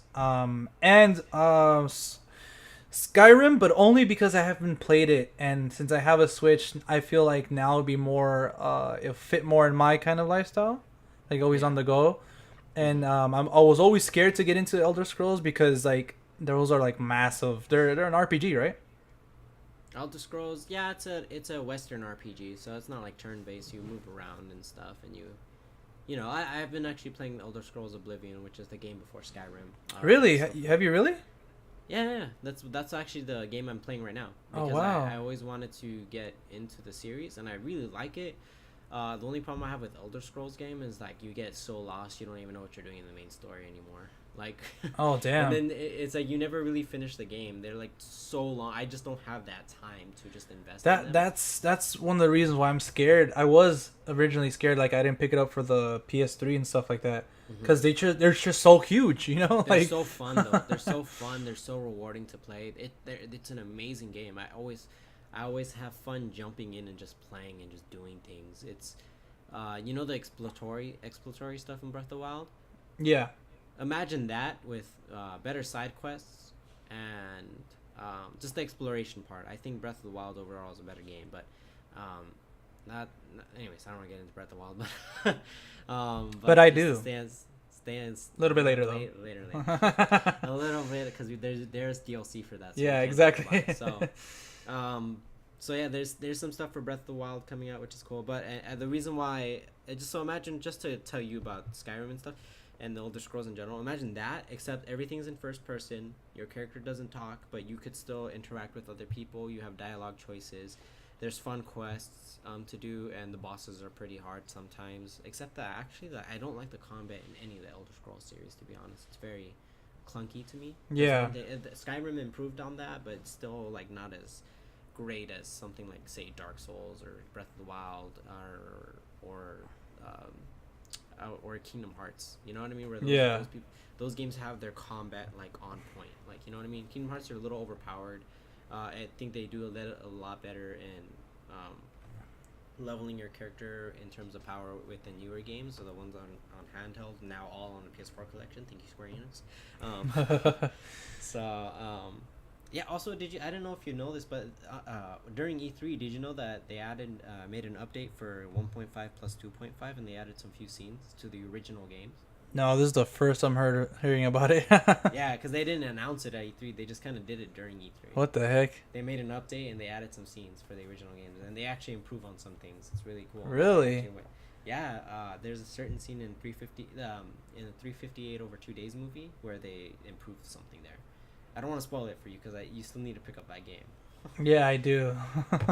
It's I believe it's only $40-$50 actually, so it's not as much as a full game, and you get 6 games. Yeah, but someone keeps telling me about this little game called Final Fantasy 15, so I promised him that I'm gonna check it out first before anything. Breath of the Wild, huh? Yeah.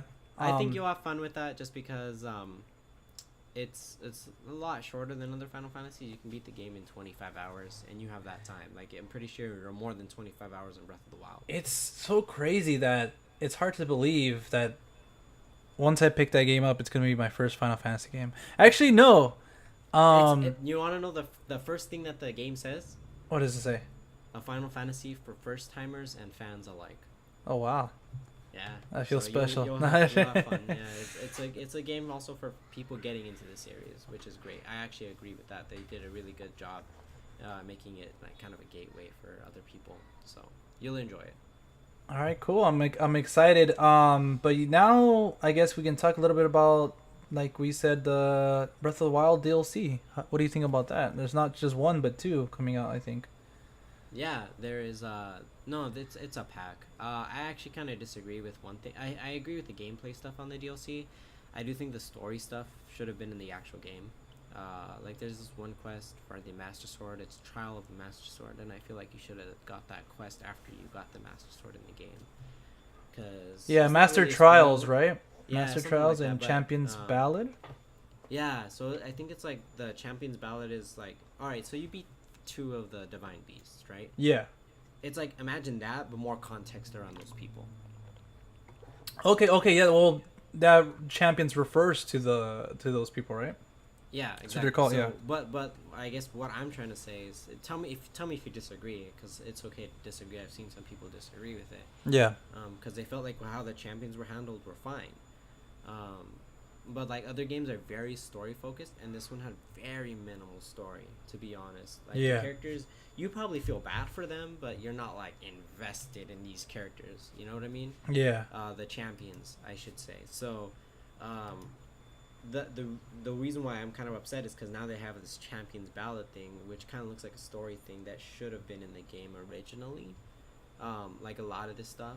And they had 7 years to make this game. It's not like they couldn't have added it. I feel like maybe they focused a lot of time on just putting out a great gameplay experience, and that's fantastic. It's one of the best games I've ever played, but story-wise, I find it disappointing.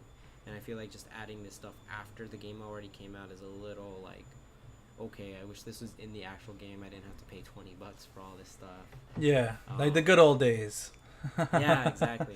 Like where if I did a side quest, I learned more about a character. Now I have to buy it to know more about these characters. But is it $20 for both or for each? For all of them, for all 3. But another problem I have with the season pass is you can only buy the season pass. You can't buy any of them individually. Oh, okay. So you can't buy one for $2, one for $2. You only have to pay $20 and you get everything. That's all you can do. You can't just pick out the ones you want. Oh damn, that's a first, I think, that I have seen, like DLC or something. Yeah, it's happened before. Like Call of Duty, I think did that. What about Call of Duty? Are you excited for that? No. I'm just kidding. I am in the sense of like, I was getting so irritated, by the whole advanced like warfare stuff. Like, it just kept getting ridiculous, and it was the same rinse and repeat shit. And essentially you're still gonna do the same thing, like kill people, and the online's gonna be the same thing. But I'm Yeah. glad they're not trying to fucking make it Call of Duty like 30 or something, you know, like way in the future and stuff. I think it's interesting, but I don't think just changing the setting is gonna make a difference. Yeah, Because- it's still gonna be the same thing at its yeah, core. like I wouldn't pay $60 for that game. I'd probably pay like 20. I'll wait for it to, because all Call of Duties eventually go on sale for 20. Yeah. So I think that's the time to get into it. That's when they have fixed the bugs. That's when they have like a little, oh, here's like, think about it this way: if you pay $20 for the game and the season pass is like an extra $15, you pay $35 for everything. So if it was me, and I like the Call of Duty games. I've never gotten so into them like other people. I'm one of those few people that actually like playing through the campaign. yeah. So I don't know. The campaign looks pretty cool, I guess. The only problem I have is, again, it just looks like Call of Duty, but back then. And it doesn't matter if they go to their roots or not. It's just Essentially you put out this- a new game yeah. every year, every 2 years. Like what else? You don't really have much else to offer. Going back into the past, you're probably offering me less. Yeah. You're probably just refining your old formula that you should have probably done many generations ago, like maybe PS3. And I feel like there's just think about it this way, dude. In the Zelda main games, not counting the portable side games, the main games, there's Zelda 1. Okay, so the series is 30 years old now. Keep this in mind, okay? 31. They have Zelda 1, 2, Link to the Past, Ocarina of Time, Majora's Mask, Wind Waker, Twilight Princess, Skyward Sword, and Breath of the Wild. 9 games in 30 years. Call of Duty has over 15 games in like 10 years or something. Yeah. So like that's how you know, like, there's not a lot, you know. And I don't know, like I kind of lost interest in Call of Duty after Modern Warfare 2 or 3. I think that's when I completely lost interest in the series, to be honest. Yeah. After that, I just kind of never touched a Call of Duty game. I didn't even bother in Infinite Warfare. I didn't bother with the past ones. I get that it's fun online with your friends, but I think it's only fun online with your friends because a lot of people play Call of Duty. But if a lot of people played Mario Kart instead of Call of Duty, I feel like you'd have more fun in Mario Kart, for example. And that, to be honest, coming from someone who his last Call of Duty game was Black Ops 2. Oh no, 3 actually. So it's not. It wasn't last year. Like 2 years ago. It gets really boring because it's the same thing, and it's fun with your friends. But again, it's the same shit. You know? Just like get as much as kills as you can. Try not to get killed, and that's pretty much it, man. But Yeah. speaking about getting killed, who do you think had, out of Microsoft, Sony, and Nintendo, who do you think had the less impressive conference? The less impressive conference? Yeah. Like, who do you think was just not there at all? Like, not like there, but like, who had the least, you know? I would say, I know Microsoft released their Xbox One X, and I think it's kind of cool how if you abbreviate it, it's Xbox, like Xbox, XB, 1, O, X, Xbox. Yeah. I don't know if you caught that, but it's, so Xbox One, I think it's cool. It has nice specs, like 12 gigs of RAM. The Xbox One has like 4. So, and the PS4 actually has, I think, 4 gigs of RAM too. You know what I mean? Yeah. Or 8 gigs, 4 or 8 gigs. I actually don't know. I don't care about console specs, to be honest. I care about like what games come on the console, to be honest. I'm that kind of guy. Some people are crazy. I feel like no one should really care about specs unless you're into like the field. The PCs and stuff like that, yeah. Yeah, like if you're just a technology person, then I could see you getting into specs. But if you just like to play games, and specs don't really fucking matter, you know? Yeah. So, I don't know. It's cool, the Xbox One X. It's cool for the Xbox people. I'm honestly not an Xbox guy. I've always been PlayStation and Nintendo, to be honest. And a little bit PC, not much, to be honest. But a little bit. So you're saying Microsoft? Mostly PlayStation, Nintendo.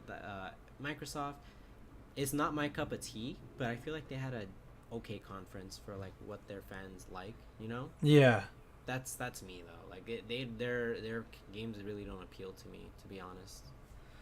I honestly I feel like this E3 was like not the worst, but it wasn't, you know, Yeah, it was pretty like not. It's not as good as other ones. It's definitely like, You know, yeah, it it's was like okay, you know, like it's let's cool. let's Like, wait. We'll wait for next year, you know.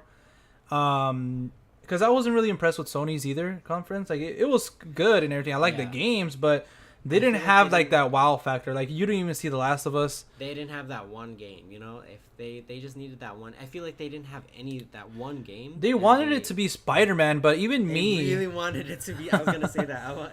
And I like Spider-Man, but man, like that Spider-Man game had way too many quick time events for me. Like it's not like the Batman Arkham games where you're controlling Batman. It's like, all right, press L, press R. It's telling you what to press. Yeah. I don't find those games that fun.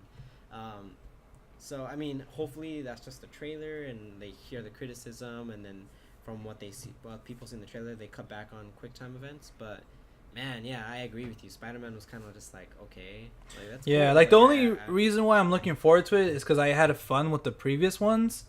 You and me both. Yeah, But I remember. it's not like for me. It's like it wasn't even like on my list, like that I said. You know, it looks nice and it'll be cool to like. Well, I think for that we just have to wait and see how it ends up being. And Nintendo's, I don't think they had a conference. They just had like a video or something, right? They haven't had a conference in 4 or 5 years. Wow, that's crazy. They always because they just like to do their own thing.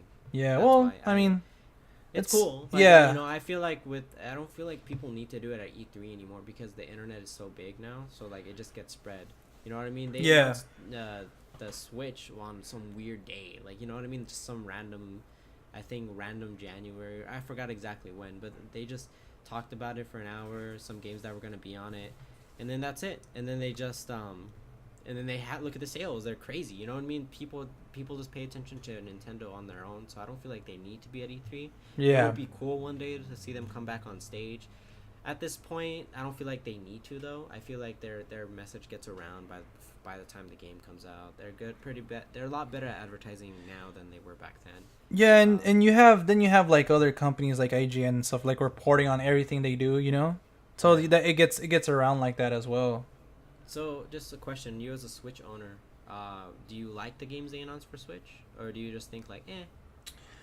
I like them. Obviously, like I said, Super Mario Odyssey and Skyrim, and what is it? I can't say Pokken Tournament. Pokken Tournament. Okay, that one's really cool as well, but I don't think that was like announced at E3 because they announced it like before, right? In the Pokemon Direct or something. Yeah. But I think and then Kirby, they have a Kirby one, but I don't know how far along that is. Obviously, Metroid. But for some reason, I was excited for the Switch, obviously for their first party stuff, but also from their third party stuff that they always promise. And I feel like if they showed a little bit more, then everybody would be hyped a little bit more. Because I'm excited, but I also want to see like original games because I know like that Pokemon Tournament is like another port. So, Yeah. but hopefully it's the beginning of the system. You know, it's early, so hopefully next year, in the next few years, we'll get some amazing games. You know. Yeah. I feel like they're on the right track. So far. Yeah. Like I think I like what they're doing. I feel like they just need to keep it up. Yeah, definitely. Like they just got to keep building momentum. Try not to. Because it's still sold out, right? It's still hard to get. It's still hard to get. Like they're still on eBay for $400. Wow. So yeah. So I guess I don't really like doing this. I guess if you want to have a winner for E3, I would put like PS. I want to say Sony, but to be honest, I'm only excited about a few games, and I didn't get really hyped. Where I feel like Nintendo had the big whoa, like everyone was super happy for Metroid. No one else got that reaction for anything else. Anything else in the PlayStation conference and Xbox conference, I feel like Nintendo at least had Pokemon game is coming to the Switch eventually. Oh wow, Metroid! I haven't seen that guy or chick. That's not a guy. I haven't seen that girl in years. Oh, and they're having a 3DS game of Game Boy remake. That's amazing. You know, people thought Metroid was gone. So to have Metroid Prime 4, which has been as wanted as a lot of other games, that's great. So I feel like the Nintendo, in terms of just wow factor, I guess they won just because I know it sounds stupid, but like I don't really feel like anyone wowed me that much. I'm not even a big Metroid fan at all, but just the fact that there are a lot of people that are Metroid fans and they got Metroid Prime 4 announced. It's the equivalent of someone like me, and when Kingdom Hearts 3 was first announced, I was freaking out. You know what I mean? Because I didn't think it was gonna happen. So I would give it to you because look, they had DLC for Breath of the Wild, a new Kirby Switch, Metroid Prime 4, Super Mario. Is it Super Mario Odyssey or it's just Super Mario Odyssey? But where the hell is the ape? Oh, ape? Oh, where's Donkey Kong? They had all their heavy hitters: Link, Kirby, Mario. Maybe they don't want to put out too much at once, dude. Give them some time. Nah, fuck that. Nah, I'm just kidding. No, I'm kidding. Think about it. The last Kirby game was Tropical Freeze. Maybe they want to do like a different season this year. No, just kidding. No, you mean Donkey Kong? Like Donkey Kong fall semester. I don't know. He goes to school. Oh, man. Donkey Kong. Like I'm pretty sure they'll have a new Donkey Kong Country for the Switch. I don't think you have to worry. I know you like the series a lot. Yeah. I know they'll have it. I'm sure you'll be fine. If they don't have it, that's very disappointing. But I'm 90% sure they'll have a Donkey Kong. Yeah. No, they like you said, they have one for each generation. So I feel like this year they're just focusing on Mario and the whatever little other games they have. they're real heavy hitters. Yeah, I think Nintendo themselves has one heavy hitter and a bunch of nice little side games on the side. Yeah. And like last year was, this year was Breath of the kind of last year. I don't know. I think this year so far has been Breath of the Wild and Mario Odyssey. Next year will probably be. I doubt Metroid Prime 4. I think that's not gonna be ready for a little bit longer. But Nah, they just showed like literally the graphic. That's it. Yeah, exactly. Just the logo. Oh, it's coming. Yeah, like damn, they must. Yeah, pretty much. But I don't know. I feel like they're on the right track. Let's just hope for Donkey Kong Country next year. They don't take that long to make. In fact, they don't. They actually Nintendo's pretty good at not announcing games. But until like right before they come out. If you look for Breath of the Wild, everyone was wanting to know when it was coming. They didn't announce it till 2 years ago, but they worked on it for 7 years. Oh wow. So I think so. And then they didn't say it. The first one was just to say, hey, it's coming, because everyone kept asking about it. And then the last one is, okay, it's coming this year. And then they delayed it to this year. And then they had one trailer for the Switch, and that's it. Yeah. So they're really good at, because I hate when people announce a game and then it doesn't come out for like 10 years. I'm looking at you, 15. Because that game was announced 10 years ago. Who knows how long they were working on it, you know? Yeah. So that's a good example. Square Enix is really bad. Even Kingdom Hearts 3, it's not coming out till like 2025. So that's a joke, obviously. But I mean, there is a rumor that it's going to come out by 2019 or 2018. I don't know. I don't think so. I think that's a little bit, like, I don't feel like they have enough to say that, but who knows. But yeah, man, I think to be honest, Nintendo probably had the best like lineup. I think mainly because they had Metroid, and again I'm not a big fan of Metroid, but they had that game that wowed everyone. Where I don't think Sony did have that game. Maybe for some people, like maybe Shadow of the Colossus is someone's favorite game. The fact they're remaking it, they had a wow crazy moment. But if you look at the audience, they were pretty quiet. Yeah. So, like there was no standing ovations. I remember last year when they showed, I believe last year they showed Final Fantasy VII related, and everyone got up and they were clapping, and there was a big uproar because everyone wants that freaking game. Last year's PlayStation was really big, man. They had that. They first announced a new God of War game and a new Last of Us. Yeah. See, so they had. It's really hard for them to top last year, so I can't blame them. You know what I mean? They can't have amazing games every year. But yeah. I don't know. But yeah, I think that's my thoughts on the E3 so far. Microsoft was okay. I'm not a big fan of anything they announced. I'm not going to talk about it, to be honest, because that's just going to be a lack of enthusiasm. PlayStation, I mentioned the 5 games. I was pretty much interested. and I'm not even that hyped for all of them. Besides maybe Dissidia, but that's not what they wanted me to be hyped for. Yeah. And for Nintendo, I mean, I can't get anything that they announced because I don't have a Switch. But and we talked a little bit about Zelda DLC. Any closing thoughts on E3 or anything? No, I just agree with you as far as me picking like a winner. I don't think I can because all their conferences I think were like the same. You know, if I feel Microsoft's that's would fair. have It's totally sucked if they didn't have the new system. You know, and so Yeah. so I don't know. I guess you can say that's third, and I think I would agree with you. So Nintendo, Sony, and then Microsoft. But yeah, man, I'm excited But though. not by a lot, you know. Yeah, they're all like there. Yeah. But yeah, I'm just excited for those games that I talked about. Let's just see. I mean, those are not all the games that are coming out. They still have some. You know, I'm pretty sure they haven't announced all their stuff coming out.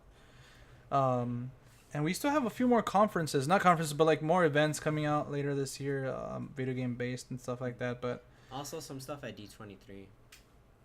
yeah, we can see some stuff there. But yeah, overall, guys, that was pretty much it. I want to thank Mo for coming on and taking his time to talk movies and Marvel and DC with me and the whole E3 stuff. So yeah, man, thanks for coming on. I hope you're on more often. Yeah, no worries. This was a pretty long first podcast, but it was pretty good. I enjoyed it. Yeah, hopefully people get what I'm trying to do here. Yeah, no, I get it. So yeah, that's it for me too.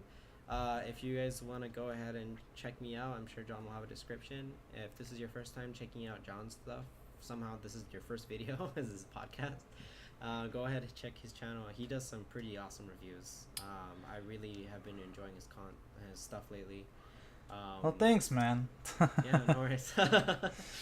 But yeah, that's it for me. So where could people find you, man? On YouTube and the Twitters and all that stuff? At Mosenko, Mosenko. Or you can just go to if you want to look up just general stuff about me, I have a website. It's monishcorona.com. I'm sure John will have a link to it in the bottom, in the description if you want to look it up. If you want to hear the video game music I made, I put some of it on my channel, but all of it is on my SoundCloud, which you can also just watch on my website as well. Yeah, don't worry, guys. I'll have all that information for you in the description below. But once again, thanks, Monish, for coming on, man. Yeah, no worries, man. I had a great time. All right. I'll talk to you later, bro. All right.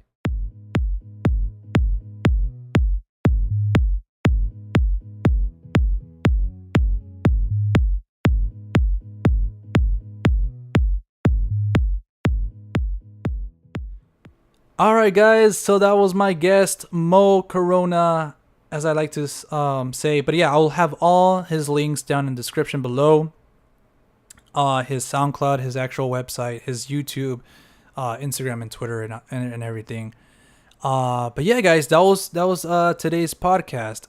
I know it's like 2 hours and stuff, and I'm gonna try to shorten it up, but I feel like it's if you guys are real fans and people who are really interested, it's enough, you know, for the first debut episode of the Real Talk podcast. But before I go, guys, I just want to tell you a little bit more, I guess, about myself, a little story of myself. So I told you in the beginning how I got started. I'm going to dive into that a little bit more.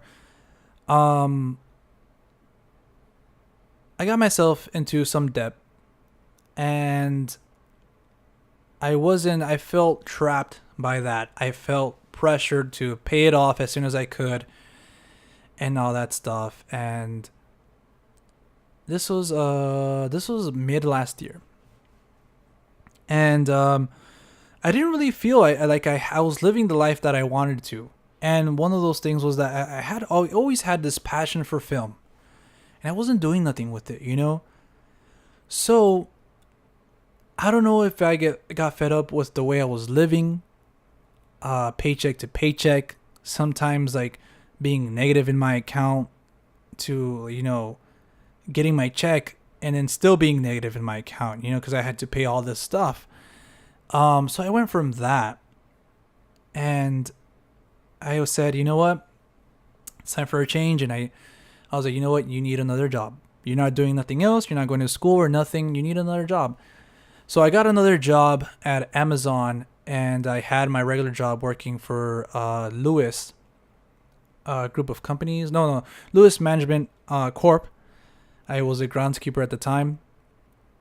And I worked at Amazon for like a month, and the schedule was killing me. I literally had to be there at like 2 something till 7, and I worked over at my other job at 7 in the morning, and then at 8 in the morning. So I literally had an hour to go from San Bernardino, California to Rancho Cucamonga, California. And in the morning, it's kind of a traffic. Sorry about that. A traffic. There's a lot of traffic, I should say.